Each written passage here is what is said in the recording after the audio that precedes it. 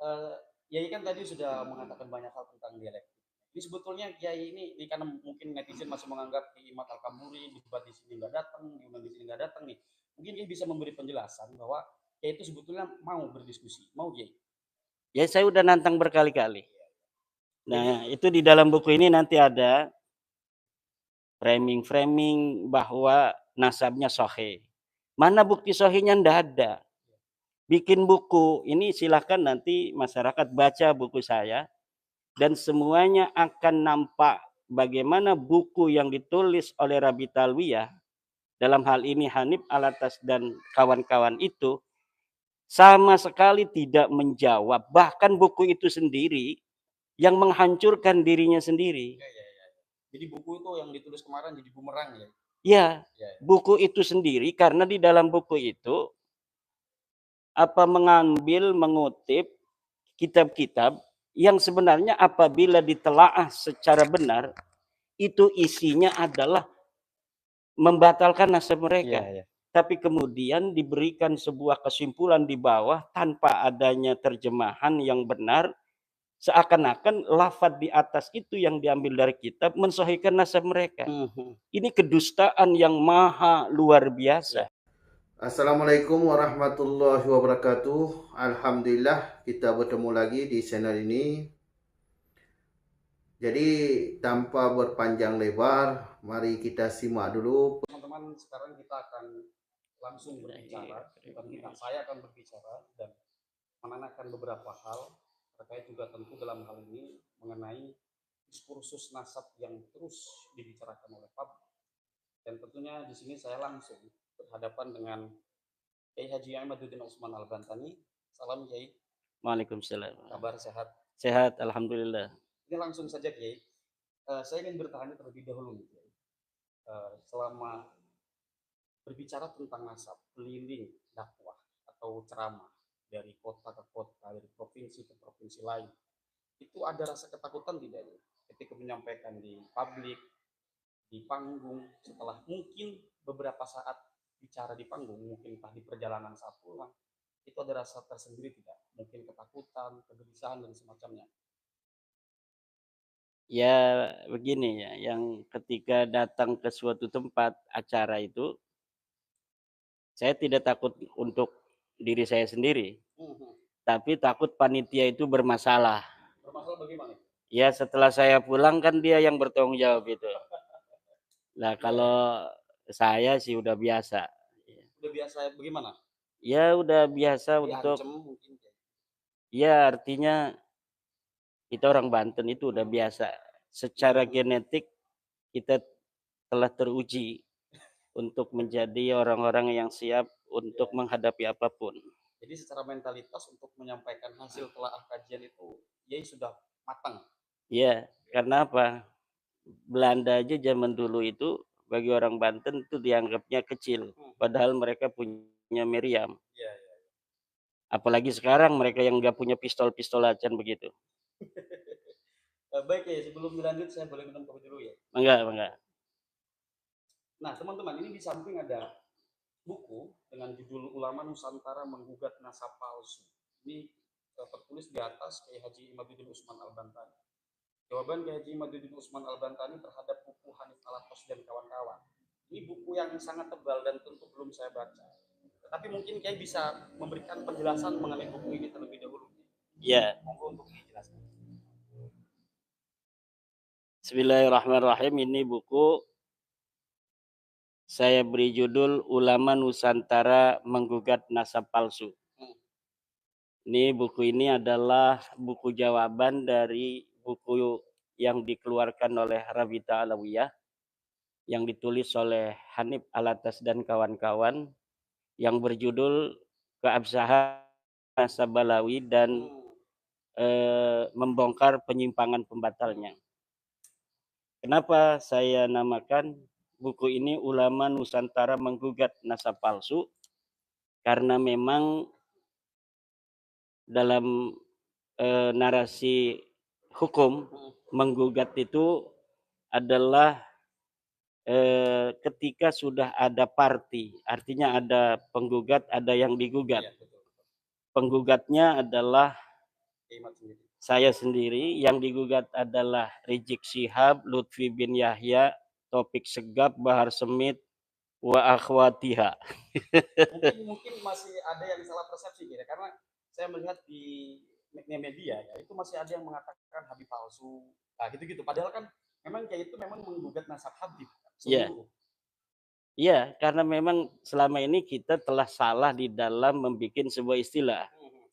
Bukan salah, tetapi sengaja dibuat salah oleh mereka yang selama ini menjajakan dan mengiklankan nasab mereka sebagai keturunan Nabi dan memiliki panggilan khusus namanya Habib. Iya, iya. Nah, dari situ maka kemudian terbentuk di dalam alam bawah sadar umat Islam Indonesia dan umumnya bangsa Indonesia bahwa yang dinamakan turunan Nabi itu adalah Habib. Sehingga sekarang ini ada kesalahan interpretasi tentang atau definisi daripada Habib itu, bahwa Habib itu adalah keturunan Nabi.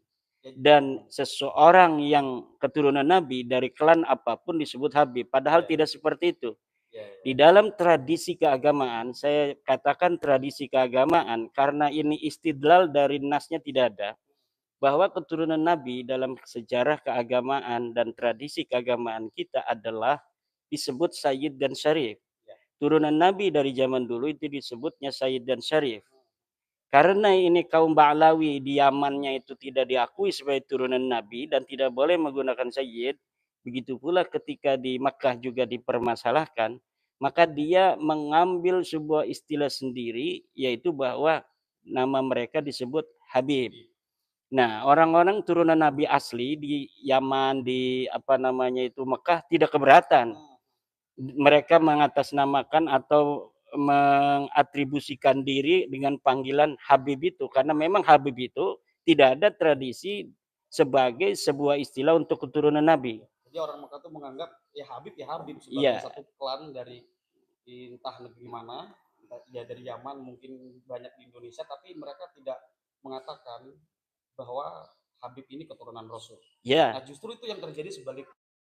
Kemudian mereka membuat narasi bahwa kalau keturunan Nabi itu seorang ulama dipanggil Habib. Itu di Indonesia. Bisa dibohongi kalau di Indonesia. Bahkan ada satu joke itu katanya cita-cita mau jadi apa anak kecil? Mau jadi Habib.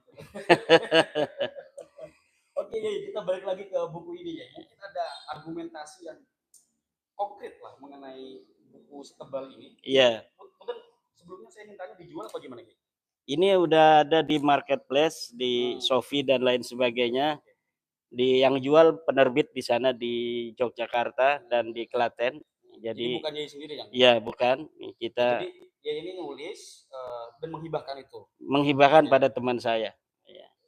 Nah, monggo ya disebutkan argumentasi paling tidak beberapa yang mungkin bisa diberikan kepada netizen. Iya.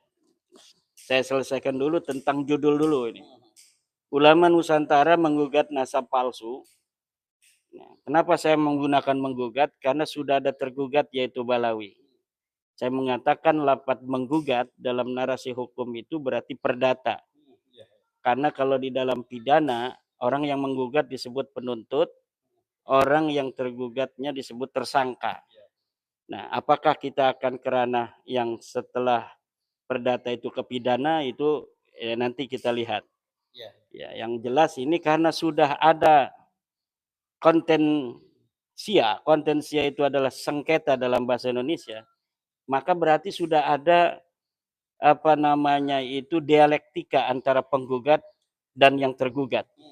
Maka kita menggunakan lapat menggugat bukan berarti ini kembali ke awal, tetapi memang sudah ada dialektika, dan dialektika itu terjadi di mana tesis saya kemudian dia antitesis dengan buku keabsahan nasab mereka itu. Nah, setelah saya lihat di dalam buku-buku di dalam buku keabsahan nasab Balawi itu semua dalil-dalil mereka itu mentah.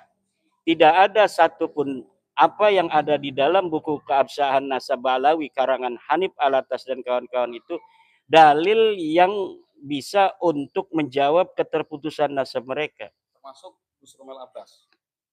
Ya, di dalamnya kan ada dia termasuk salah satu penulis.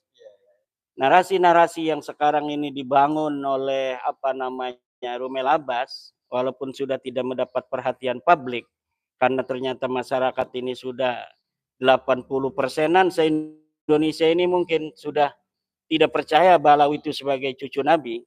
Kalau NU kan sudah 99%. Ini NU bagaimana ya? Apakah NU secara struktural, pengurus, atau Ya, bagaimana?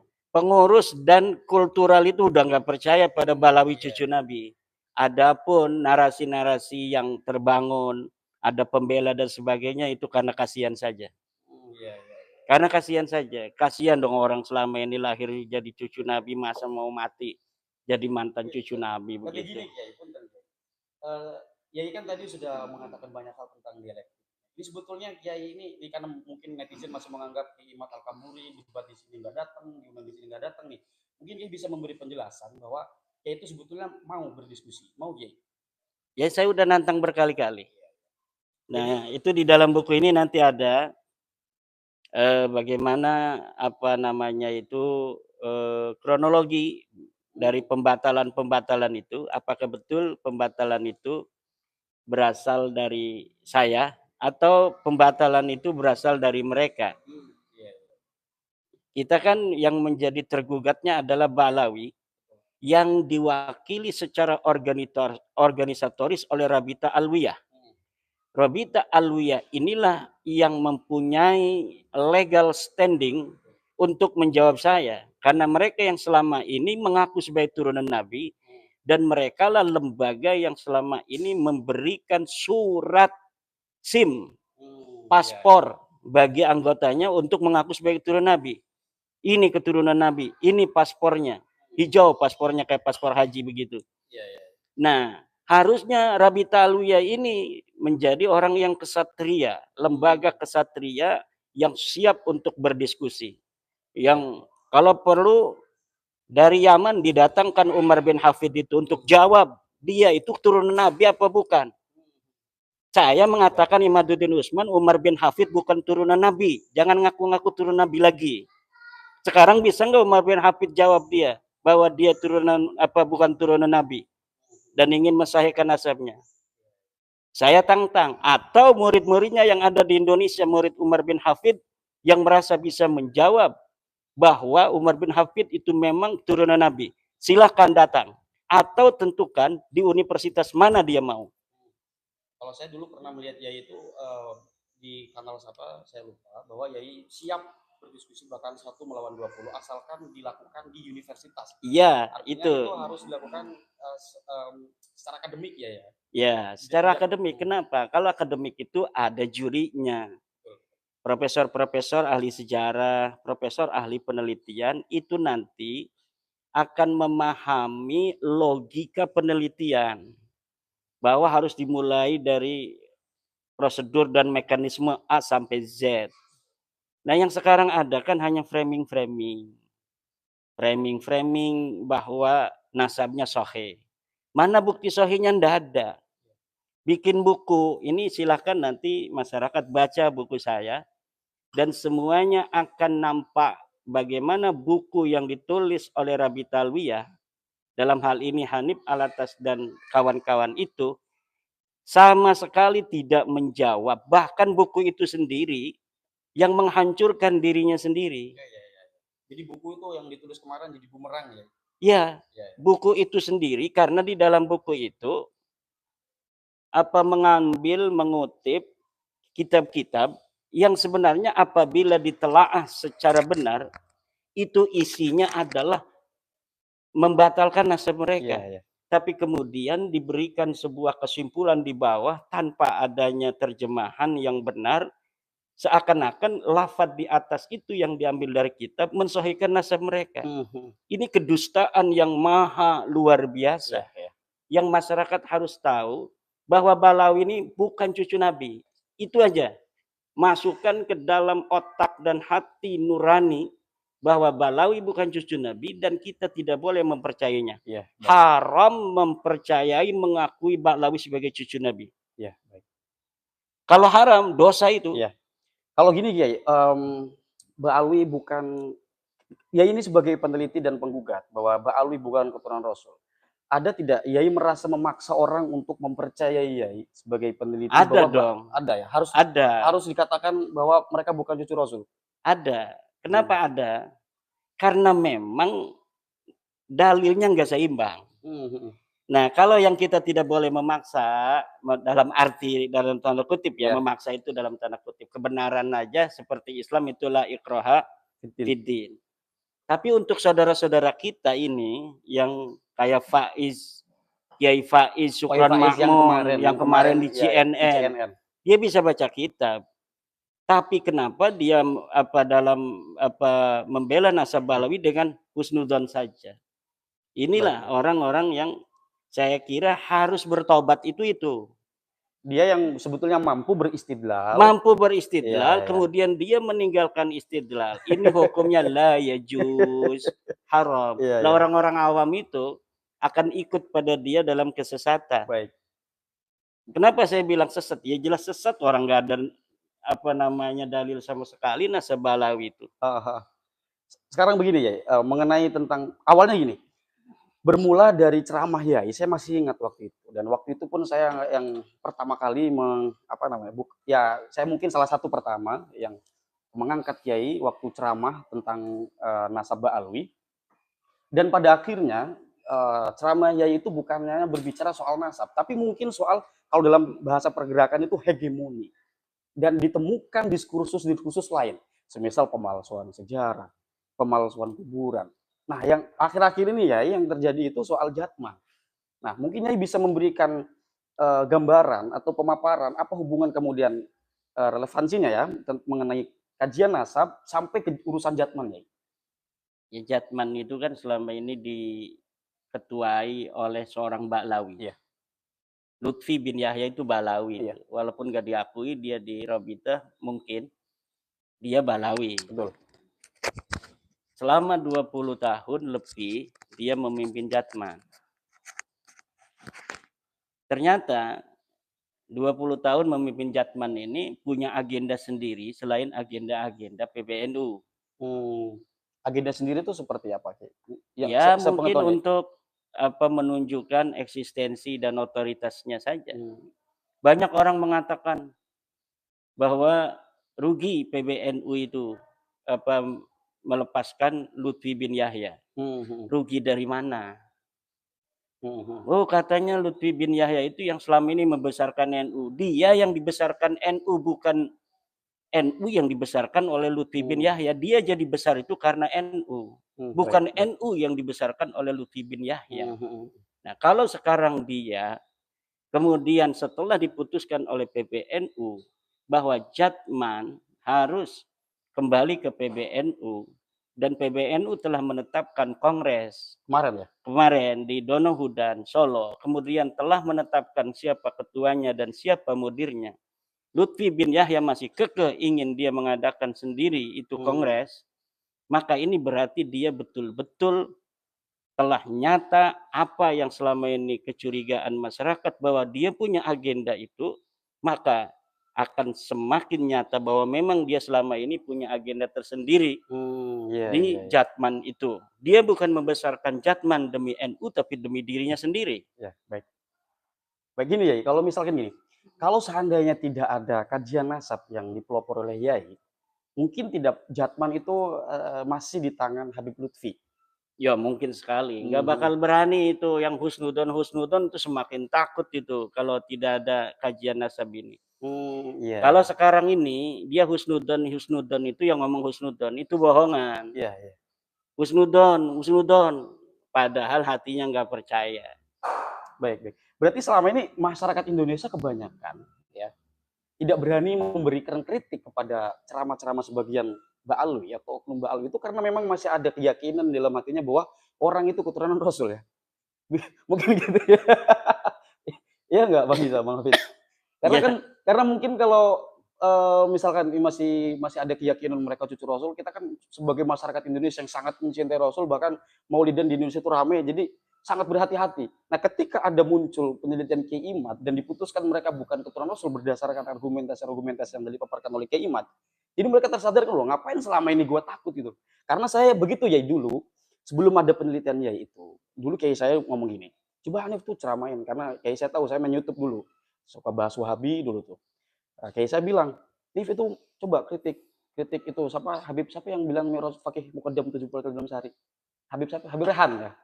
Saya bilang nggak berani. Kenapa nggak berani? Karena ya tadi orang semua bilang keturunan Rasul. Nah setelah muncul kayak Imat ya udah lepas. Karena memang ya kalau dipikir-pikir ngapain Kita itu masyarakat Indonesia bukan takut sama Habib, takut sama Rasulullah. Betul, betul, betul. Nah sekarang ketika sudah terbukti jelas hakul yakin, jiddan bahwa mereka sama sekali la yata'allaku bin nabi nasaban wasanadan, insyaallah kita untuk menyebut dia atau terbersit saja dia itu keturunan Nabi itu haram hukumnya. Karena kita selama ini masyarakat umat Islam itu menghargai dia itu bukan menghargai karena datiahnya, ya, menghargai nisbahnya dia kepada Rasulullah. Ketika nisbatnya itu sudah jelas bukan cucu Nabi, apa alasan kita untuk menghormati lagi? Apa alasan itu pondok-pondok besar itu masih mengakui mereka sebagai cucu Nabi? Apakah pondok-pondok itu punya dalilnya? Ya. Mana dalilnya? Nggak ada, hanya husnudzon saja. Betul. Ini kalau mereka menganggap pondok mereka besar itu karena mengagungkan dan menghormati Habib, salah besar.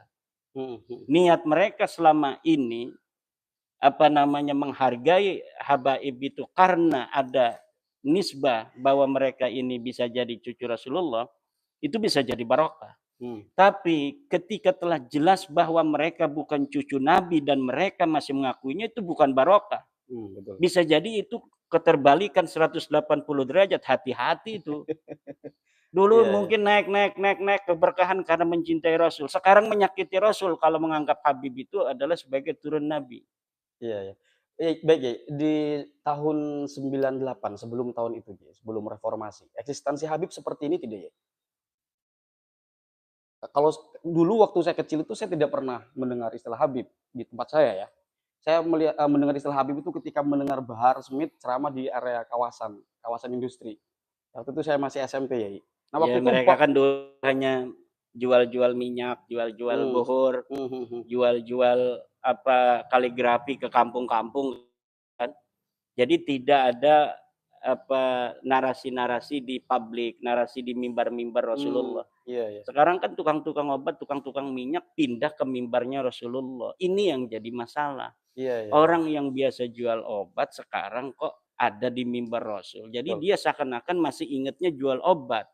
Walaupun dirinya tidak jual obat, dia tidak jual minyak, tapi mungkin karena keturunannya itu masih ada sifat-sifat genetiknya itu seperti itu, sehingga mimbar-mimbar kita, mimbar Rasulullah, mimbar dakwah diisi oleh tukang-tukang obat itu dengan kalimat-kalimat kasar, dengan caci maki kepada presiden, caci maki pada ulama, caci maki kepada NU, caci maki kepada Yai Aqil Siraj, caci maki kepada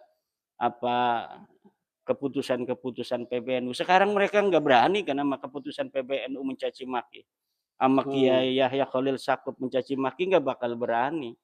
Kenapa nggak bakal berani? Mereka ingin PBNU melindungi mereka. Kalau sudah melindungi, percaya lagi pada mereka cucu Nabi, baru dihajar lagi, diinjak lagi. Iya. Kata Hanif Alatas, jangan mau diadu domba antara habaib dan kiai. Siapa yang mengadu domba? Kalau mereka menganggap kiai-kiai itu sebagai orang yang telah tidak percaya kepada mereka bahwa mereka cucu Nabi, itu mereka menganggap itu berarti kiai tidak bersatu dengan Habib. Betul. Jadi arti persatuan bagi Hanif Alatas adalah antara Habib dan kiai, yaitu kiai harus mengakui mereka sebagai cucu Nabi. Dan ini yang tidak boleh diteruskan karena mereka sudah nyata bukan keluarga Nabi, bukan cucu Nabi, bukan ahli bait Nabi. Apa hubungannya dia dengan Nabi? Mana buktinya? Tidak ada. Haplogrupnya kemana-mana. Haplogrupnya orang-orang Arab itu J1, haplogrupnya dia itu adalah G. Haplogrup orang Arab itu ada di Semenanjung Arabia, itu sudah jelas. Kalau G itu orang sana tuh di Gunung Kaukasus tuh. Orang Uzbekistan, orang Turki, orang Kurdi di situ. Jangan ngaku-ngaku cucu Nabi, malu haplogrupnya G ngaku-ngaku cucu Nabi begitu. Iya, iya. Saya melihat dua hal yang menarik sih. Dari kajian Keimat mengatakan bahwa Alwi bukan keturunan Rasul. Kemudian ketika uji DNA ternyata haplogrupnya G. Walaupun kata Gus Rumel Abbas itu hanya beberapa sampel saja, nggak 100 sekian. Itu menurut Kiai gimana? Tapi walaupun kemarin tuh ada di Padusuka TV Habib siapa itu? Habib siapa Kiai itu? Habib Agus ya. Yang Agak. haplogrupnya G juga tuh. Jadi mungkin nggak di Habib ini berani tes DNA.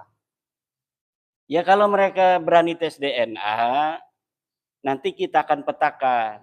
Ayo Rizik Syihab tes DNA, apa hasilnya? Oh G, minggir. Lutfi Yahya ayo tes DNA. G, minggir. Rumel, ayo tes DNA Habib Rumel. R, minggir lu sana. Emang, R emang, ikut-ikutan emang sini. Gus Rumel Habib Kiai. R dia. Oh, udah tahu. Udah tahu dari Oh. pengakuan dia. Oh iya iya iya. Ayo, ini Tengku Kori L sana dulu. Oh ini apa? A sana Nabi Adam berarti tuh.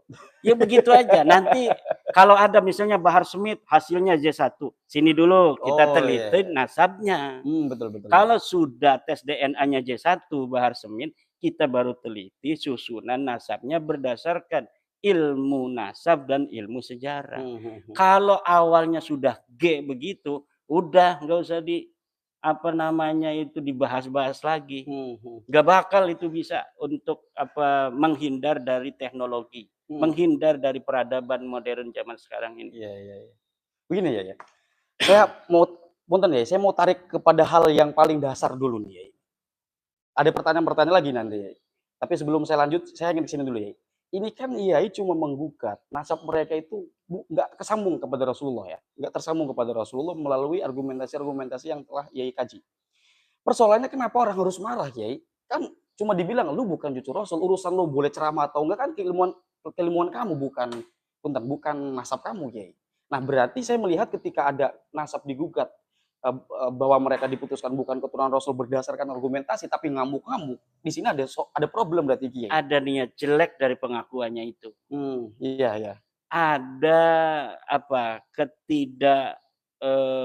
istilahnya itu, mereka tidak terlalu pede dengan dirinya sendiri. Saya sepakat ya. Tidak terlalu pede dengan dirinya sendiri, bisa menapaki kehidupan yang berat ini tanpa mengaku turun Nabi. Mereka mampu. Iya betul. Mereka tidak akan mampu seperti saat ini. Hanif Alatas tidak akan merasanya. Bukan Hanif Farhan ya? Iya bukan Hanif Alatas.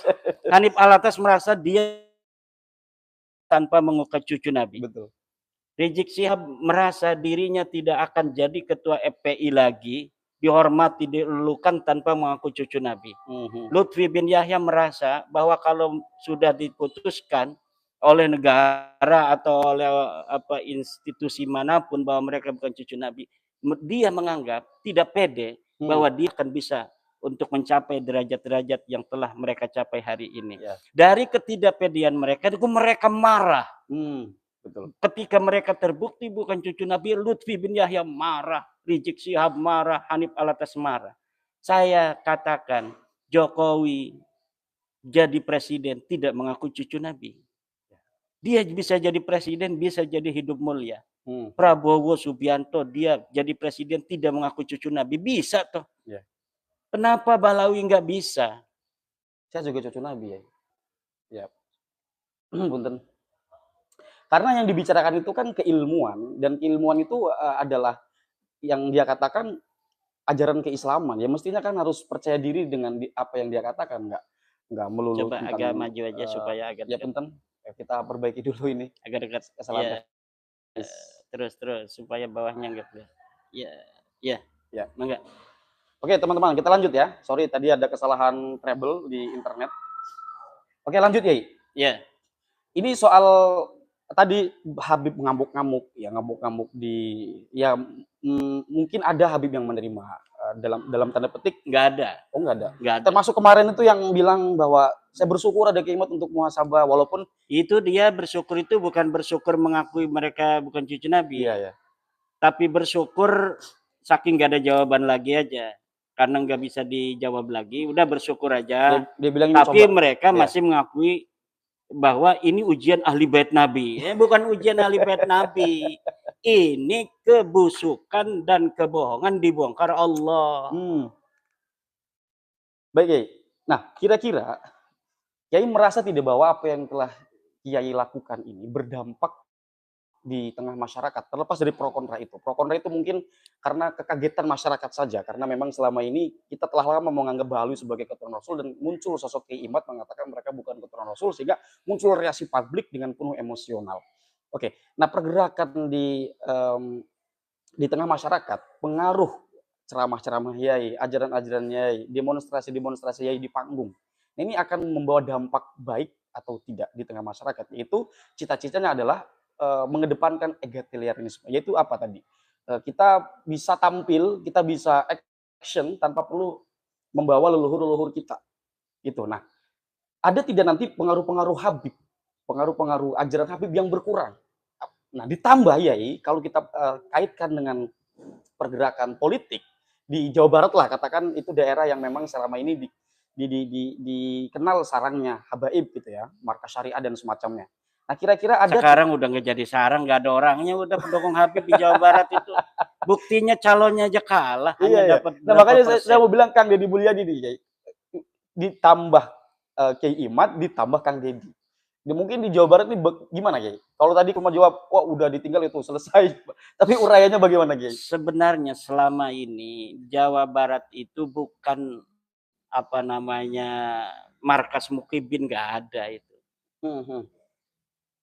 Jawa Barat itu adalah orang-orang mulia dari zaman dulu. Turunan orang-orang kesatria, keturunan para raja, keturunan para ulama-ulama besar. Di sana ada Cikundul, di sana ada Sumedang Larang, di sana ada Syekh Yusuf Baing di Jawa Barat itu.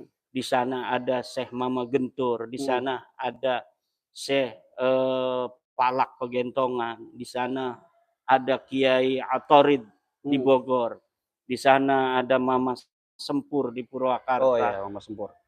Di sana ada Mama Gasol, di sana ada Mama Warudoyong, Mama Badrun, Mama Inayatillah. Orang-orang besar, ulama-ulama besar. Dan nasabnya besar semua. Kenapa ada kesan ketika PKS menguasai Jawa Barat, di sana basis Mukibin? Sebenarnya Mukibinnya itu-itu aja. Kemudian mereka datang ke bawah-bawah, menjual-jual agama, menjual-jual cucu Nabi. Akhirnya banyak yang kemudian mereka itu terbodohi dan mengikuti. Nah, sekarang mereka tercerahkan. Dari mana dapat kita ketahui indikatornya? Kemenangan Kang Deddy Mulyadi yang sampai 80%. Secara pemilih yang ikut pemilu 60% lebih. Itu sudah menunjukkan di mana caci maki Bahar Smith, caci maki Balawi kepada Kang Deddy Mulyadi itu tidak berpengaruh pada pemilih Jawa Barat untuk memilih Kang Deddy yang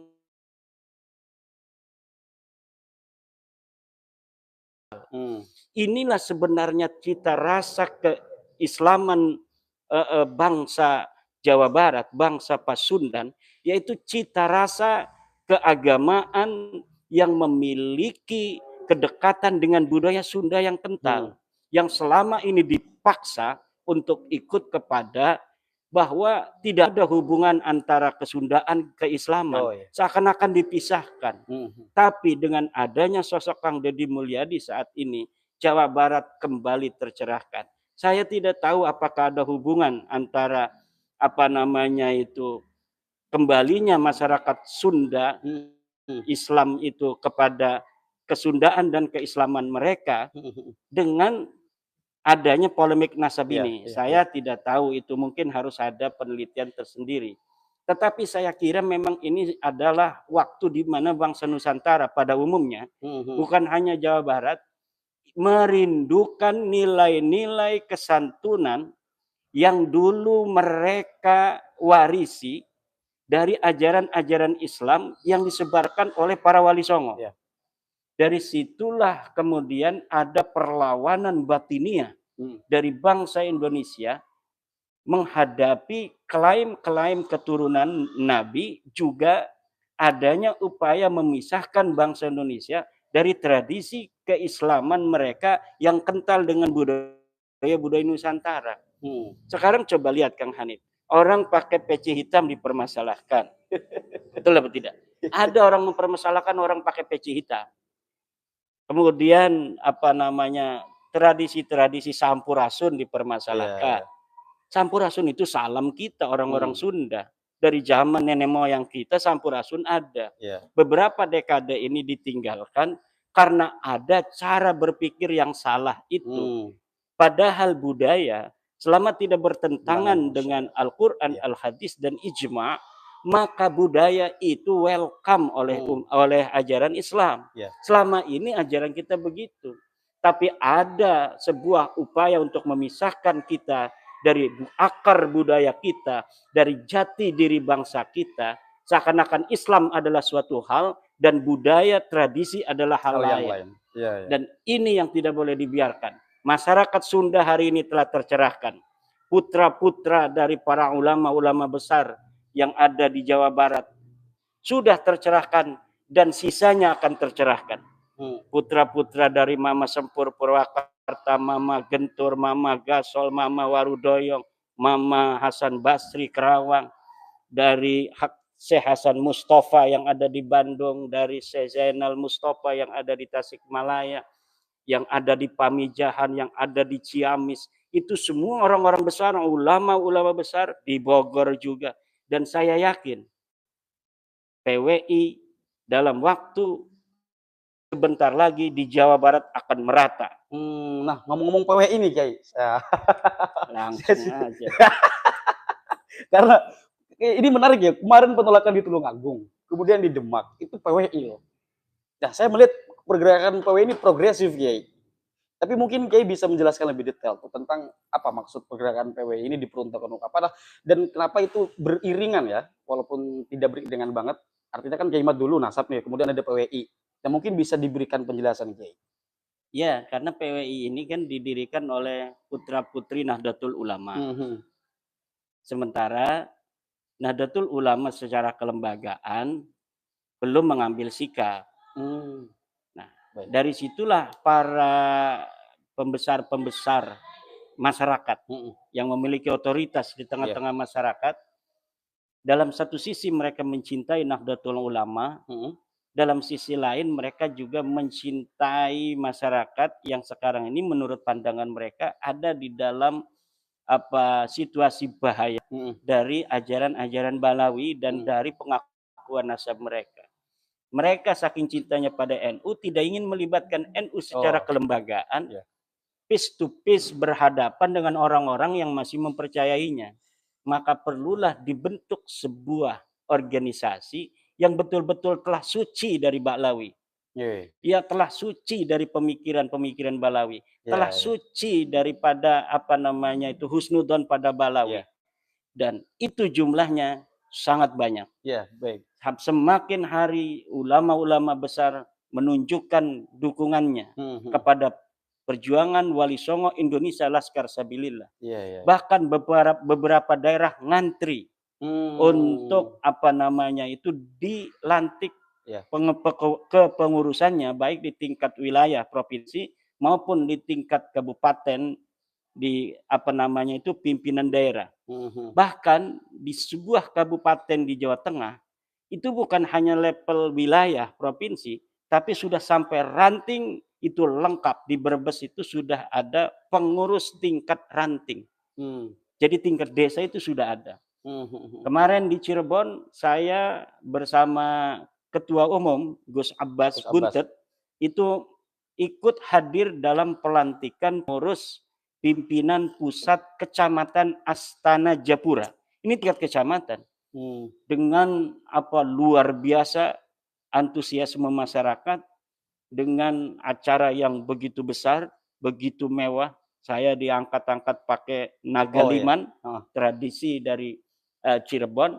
Ini menunjukkan ada ghiroh, semangat, antusiasme masyarakat untuk menunjukkan dirinya bahwa mereka sama dengan Anda, wahai PWI, wahai Kiai Imad, tidak percaya pada nasab Balawi. Intinya di PWI itu kan tidak percaya nasab Balawi. Ketika orang-orang itu ingin daerah mereka itu dilantik kepengurusan PWI, itu artinya ingin mengatakan daerah kami anti Balawi. Ini IPW ini tanpa dimobilisasi ya? Itu berangkat dari kesadaran masyarakat sendiri apa gimana? Mereka yang ingin dilantik Oh. datang ke sini, Kiai bagaimana caranya kami ingin Iya, mendirikan iya. tingkat wilayah provinsi kami. Kemarin datang dari Batam, datang dari Kalimantan. Mungkin di Kalimantan Januari Februari ini mulai untuk dilantik. Amin, amin. Ini sudah ngantri, bahkan sampai luar negeri.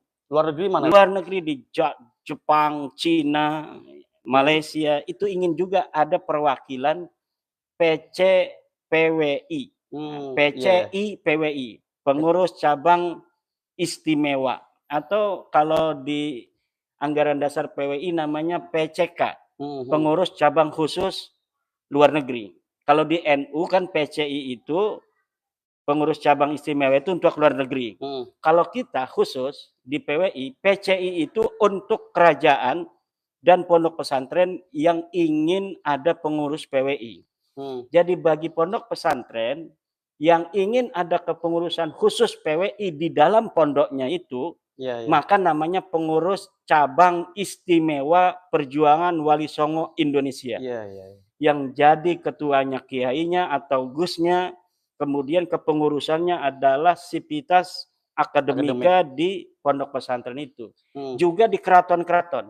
Jadi pondok pesantren, keraton, kemudian padepokan, paguyuban seni, kampus, itu boleh untuk membuat PCI.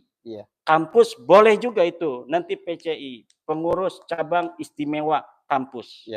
Dilantiknya langsung oleh ketua umum. Kalau untuk tingkat pesantren, tingkat keraton, tingkat padepokan, kampus, itu nanti akan dilantik oleh ketua umum. Baik.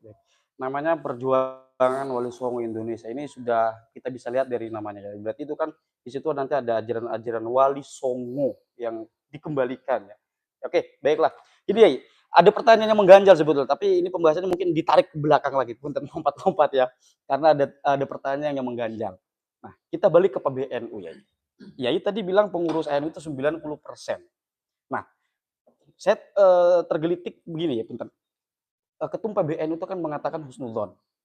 Nah, itu bertentangan tidak Yai dengan Yai ini selama ini tentang nasab baru? Husnudzon itu artinya nggak percaya. Iya, orang husnudzon itu begini nih, orang nih kelihatan jahat.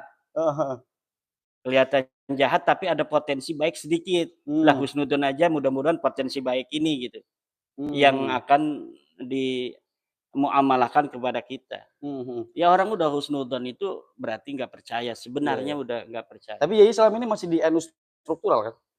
Saya kan masih di RMI gitu kan, masih, tapi udah demosioner juga. Oh iya.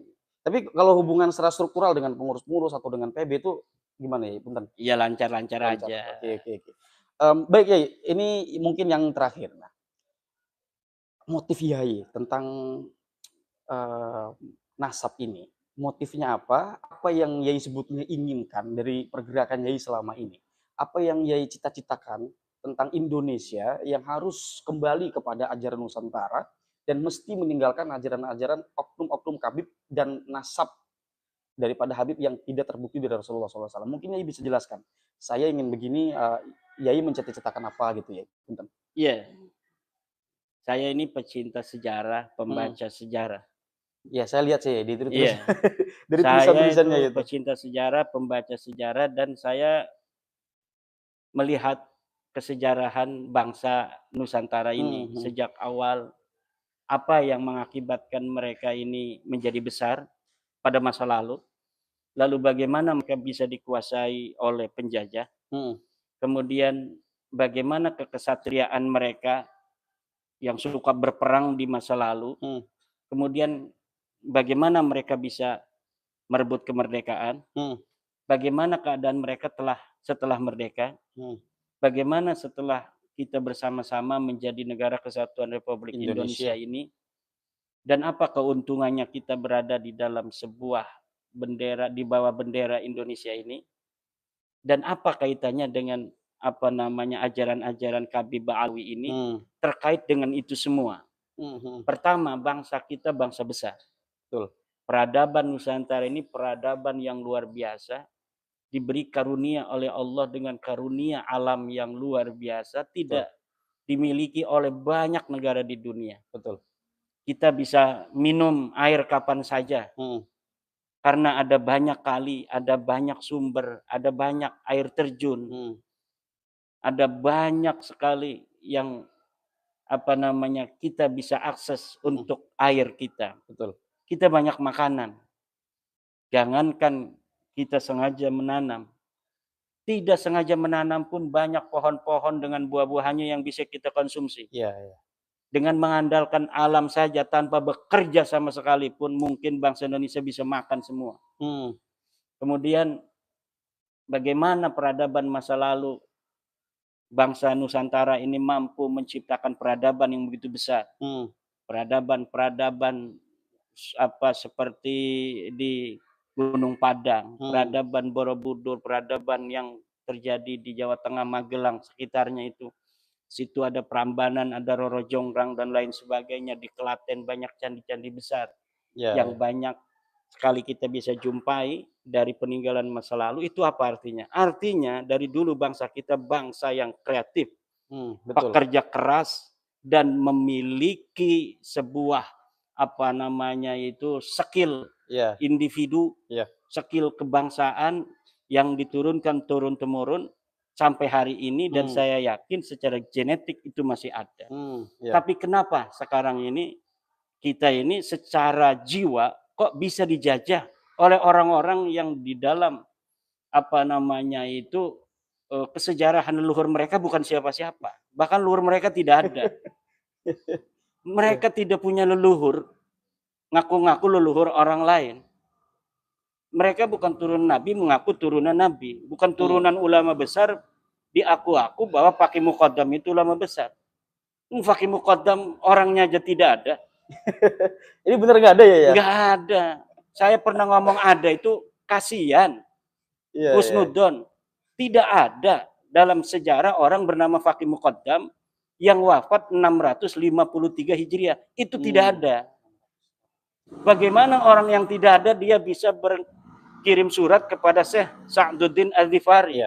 Bagaimana dia bisa mi'raj 70 kali ke Sidratul Muntaha? Bagaimana ada sebuah dialektika antara dirinya surat menyurat dengan Syekh Sa'duddin itu? Sehingga seakan-akan dari perdebatan antara Faqih Muqaddam dan Syekh Sa'duddin itu diperbincangkan ulama. Tidak ada. Surat menyurat itu hanya ada di kitab-kitab Ba'alawi. Dan itu ditulis abad berapa ya? Abad 9 Hijriah. Abad ke-9 Hijriah oleh Ali As-Sakron. Semuanya Ali As-Sakron. Yang mengaku mengklaim ijma adalah Ali As-Sakron. Yang mengatakan adanya surat menyurat antara Faqih Muqaddam Syekh Sa'duddin Ad-Dipari itu adalah Ali As-Sakron. Yang mengaku keturunan Nabi Ali As-Sakron. Semuanya yang mengaku adanya orang yang hasud, iri, dengki, yang tidak percaya nasab mereka juga Ali As-Sakron. Dari dialah semua ini berawal, dan saya akan mengembalikannya semua kepada Ali As-Sakron itu. Kalau Rumel mengatakan tentang Jawharus Syafaat, sampai sekarang dia tidak bisa untuk menemukan sebuah apa namanya itu reportase ulama tentang Abdurrahman Al-Khatib ini tidak ada. Jadi Al-Khatib ini tokoh ya bukan fiktif, tapi kesejarahannya tidak jelas. Dia ditulis wafat tahun 700-an oleh ulama itu. Tapi kenapa dalam tradisi Balawi dia wafat 855 Hijriah? Kenapa itu harus 855 Hijriah? Karena disitulah ada keluarga Ba'alawi di abad itu. Kalau sesuai dengan ulama itu yang mengatakan 740 Hijriah itu wafatnya, berarti tidak bisa dong mereportase yang namanya Abdurrahman Segaf. Tidak bisa mereportase Abu Bakar bin Abdurrahman Segaf. Tidak bisa mereportase. Sedangkan pengakuannya ada di abad itu. Maka ini namanya Abdurrahman Al-Khatib. Kitabnya namanya sama Al-Jawharus Syafaat. Kemudian tahunnya dirubah. Itu tahun Oke. 740 wafat, di sini disebut 855 wafat. Oh, ya. Coba Rumel pernah mengatakan ini ditulis 820. Ketika Ali As-Sakron baru berumur 2 tahun, masih bayi. Berarti yang pertama bukan Ali As-Sakron yang mengatakan bahwa Balawi turunan Nabi, tetapi Al-Jauharus Syafaf. Ya mana kitab Al-Jauharus Syafafnya? Ya, ya. Yang ada itu manuskrip yang baru ditulis 40 tahun yang lalu. 40 tahun yang lalu. 40 tahun yang lalu. Al-Jawrus Syafaf. Al-Jauharus Syafaf itu manuskripnya. Oh. Saya punya manuskripnya, PDF-nya. Itu ditulis 40 tahun yang lalu. Terus itu Gus Rumel jalan-jalan ke Timur Tengah segala macam itu ya. Ya kan orang itu hidup itu perlu adanya represi. Agar tidak terlalu puyeng dia mikirin bagaimana ngakalin Kiai Imad ini ya, katanya susah amat dia ngakalin Kiai Imad. Gitu. Bagaimana ngakalin haplogroup supaya orang tidak percaya bahwa tes DNA itu sangat presisi di dalam menentukan nasab itu. Dia bikin framing-framing begitu kan dia puyeng itu. Maka memerlukan jalan-jalan agar otaknya tidak terlalu meledak gitu. Melihat ketenangan di Eropa lah. Di Eropa nggak, di Turki nggak? Turki Eropa juga kan. Eropa, ya. Di Timur Tengah ya mungkin. Nah, ini mungkin beneran terakhir ya. Ada nggak unsur kebencian Yai ini terhadap Habib? Karena mungkin saya melihat sebagian komentar itu, oh Yai gini gitu ya. Benci dan cinta itu diatur dalam agama. Cintanya juga karena Allah. Hubbu lillah atau al-bughdu fillah wal hubbu fillah. Kita benci karena Allah, kita juga cinta karena Allah. Balawi apabila mereka mengaku turunan Nabi, nabinya itu tidak main-main, nabi saya loh. Iya, betul. Nabi yang saya cintai, yang saya tulis dalam kitab-kitab itu Habibi Muhammad, kekasihku Muhammad. Mereka mengaku keturunan Nabi dalam keadaan banyak di antara mereka itu berbuat kemaksiatan. Mendohirkan joget-joget begitu-begitu yang tidak menjaga muru'ah. Kemudian mendohirkan ada yang mabok-mabokan itu saya lihat di YouTube. Kata seorang penceramah anak topiknya Segap, kalau ngelihat Balawi itu lagi mabok, jangan kasih duit, kasih beras, tapi jangan benci orangnya. Lah ini ajaran apa? Tidak ada dalam ajaran Islam begitu. Punten ya, saya ingin bertanya lagi kan. Nari-nari itu tradisi mana sih? Karena joget-joget begitu itu ya bagi kita orang santri itu sudah hilang muru'ah. Tidak sah jadi wali nikah, tidak sah jadi saksi nikah.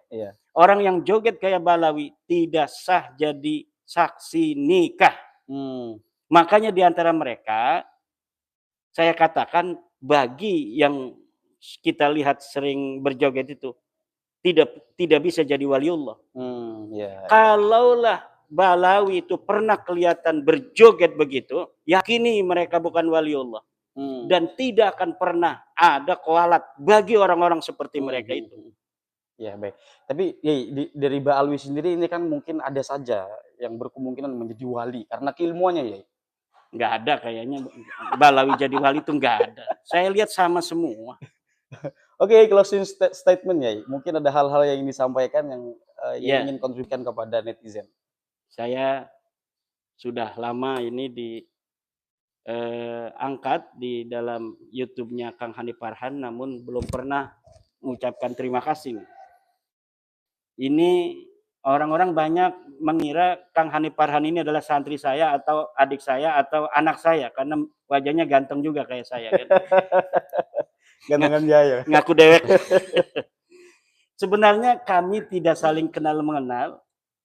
Saya sering menonton beliau ini Kang Hanif Farhan dari mulai awal, tapi sebelumnya itu tidak pernah berjumpa.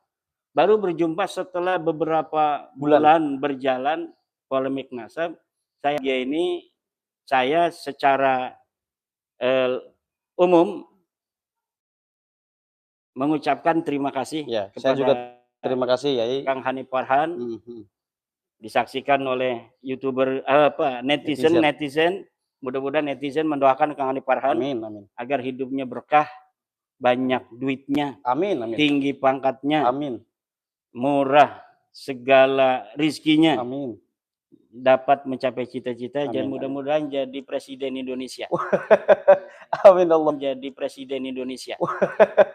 Amin Allahumma Amin, amin. Allahumma Amin Allahumma amin. amin. Dan untuk bangsa Indonesia yang saya cintai, polemik nasab yang selama ini sudah berjalan telah mampu untuk memberikan kesadaran identitas kebangsaan, kesadaran ajaran keagamaan yang benar, bahwa bangsa Indonesia adalah bangsa besar. Bangsa Indonesia adalah keturunan orang-orang besar. Tidak pantas bagi bangsa Indonesia yang keturunan manusia-manusia besar di masa lalu menjadi budak siapapun di masa kini dan di masa yang akan datang. Bangsa kita adalah bangsa yang mencintai persahabatan, bangsa yang mencintai kesantunan, bangsa yang mencintai perdamaian. Tetapi bangsa kita juga telah terbukti sebagai bangsa yang tidak takut peperangan. Ini yang harus diingat oleh siapapun musuh-musuh bangsa Indonesia di seluruh dunia. Bahwa kita memang mencintai perdamaian, tapi kita lebih mencintai kemerdekaan. Kemudian ajaran-ajaran keagamaan yang selama ini ada di tengah-tengah bangsa kita, di dalam tradisi pondok pesantren, di dalam tradisi menasah-menasah, dalam tradisi di surau-surau, ajaran-ajaran yang tidak sesuai dengan ajaran Islam, ajaran Al-Quran, ajaran Al-Hadis, terutama dalam kemanusiaan, harus ditinggalkan. Karena ajaran Al-Quran telah mengatakan bahwa sesungguhnya orang yang paling mulia di hadapan Allah adalah orang yang paling bertakwa. Tidak dilihat dari siapa keturunannya. Maka jangan mau dibodohi oleh siapapun atas nama keturunan apapun bahwa dia lebih mulia dari bangsa Indonesia karena keturunannya. Tidak boleh ada lagi narasi-narasi yang demikian. Kalau dia mampu untuk menunjukkan dirinya berprestasi, kalau dia merasa sebagai ulama, dia harus bisa baca kitab kuning. Dia bisa baca kitab kuning, kita hormati. Kalau dia ingin terjun ke politik, dia punya partai, dia mencalonkan diri, silakan. Baru dia kritik pemerintah. Jangan dia bukan siapa-siapa, pimpinan partai bukan, RT juga bukan, berani mencaci maki Presiden Prabowo, berani mencaci maki Presiden Jokowi, berani para pejabat TNI dan Polri. Ini yang tidak boleh lagi terjadi di tengah-tengah bangsa dan negara kita Indonesia. Kita berharap bahwa setelah ini Indonesia akan mampu membuktikan dirinya seperti apa yang sekarang sedang digelorakan oleh Bapak Presiden kita, yaitu Indonesia yang akan menjadi Indonesia yang seutuhnya. Indonesia yang mempunyai jati diri bangsa. Indonesia yang akan mampu untuk hidup sejajar dengan bangsa-bangsa lainnya di dunia. Kita sangat berbangga melihat kemarin bagaimana seorang Presiden Prabowo Subianto mendukung Palestina di depan para pemimpin-pemimpin dunia, menggalakkan persatuan antar negara-negara yang bangsanya adalah mayoritas Islam untuk bersatu. Karena kalau kita tidak bersatu, maka bagaimana kita untuk memiliki kekuatan? Kalau kita tidak memiliki kekuatan, bagaimana kita bisa untuk membela Palestina? Maka persatuan ini adalah inti dari kekuatan, dan kemenangan itu haruslah satu dengan kekuatan dan persatuan. Amin. Oleh karena itu, terima kasih Ya, Kang Hanif Farhan yang hari ini bersilaturahmi ke pondok saya. Ya. Mudah-mudahan barokah. Amin. Dan cita-citanya terkabul. Amin. Demikian, Assalamualaikum warahmatullahi wabarakatuh. Ya, itu dia teman-teman obrolan saya dengan Kiai Haji Imaduddin Usman Al-Bantani.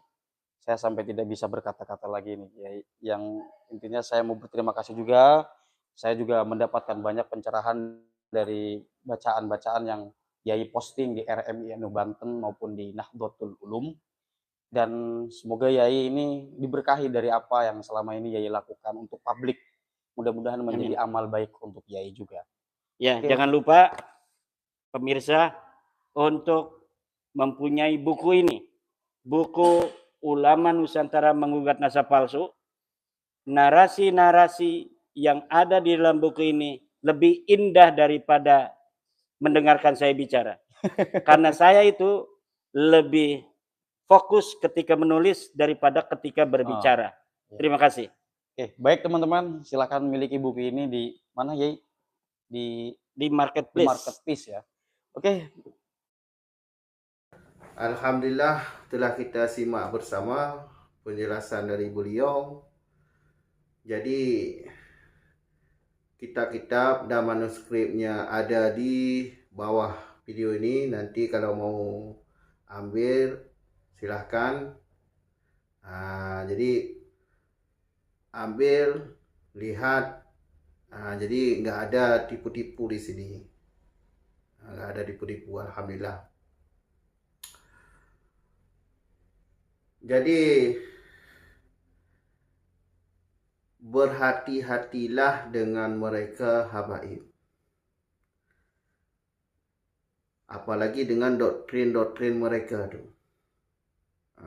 Setiap ceramah-ceramah mereka itu pasti ada doktrin. Doktrin apa? Ya macam-macam, banyak sekali doktrin mereka itu. Mendoktrin leluhur mereka itu luar biasa, macam-macam lah. Bahkan ada yang lebih berbahaya seperti faqih muqaddam, bisa mi'raj 70 kali sehari semalam bertemu dengan Allah. Itu hal-hal yang mustahil. Karena itu khusus bagi Nabi, bukan orang-orang lain.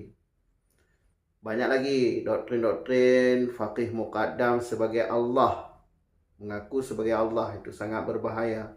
Apalagi dan banyak lagi, salah satunya menghias kuburan. Jadi mereka ini ya seperti yang sudah kita ketahui bersama, bukan keturunan Nabi, tapi mengaku-ngaku keturunan Nabi. Ini sudah sangat lumrah lah sekarang, karena sudah banyak yang tahu tentang nasab mereka.